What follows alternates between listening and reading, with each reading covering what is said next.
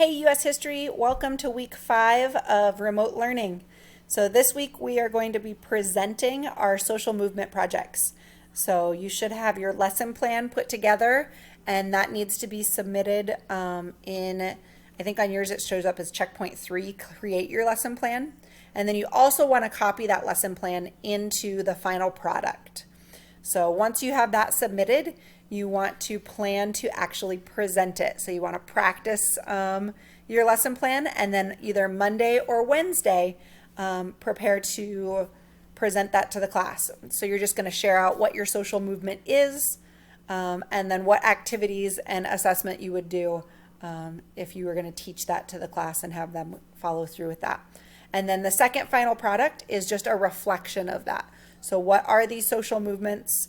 Why are they important? How have they led to the United States having kind of this culture or idea of fighting for justice and equality? And so in that reflection, you can go in and answer the questions and kind of describe that. So the goal for this class this week is to finish US history so that by Friday you're done with the class and you can jump into interims next week without having to stress about any more projects or assignments. So take some time this week to wrap up your power focus areas, and then also if you have missing projects, there's a couple of opportunities that you can work with me to get some help on those.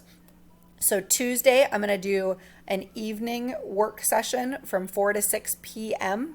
If you need help, that's on Tuesday, and you can jump in and work with me then.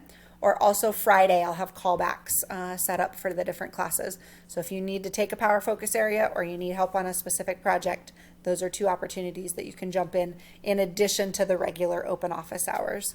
So again, hopefully you wrap everything up this week and you can just enjoy interims next week and have some fun. So hope you have a good week, and if you need anything, let me know.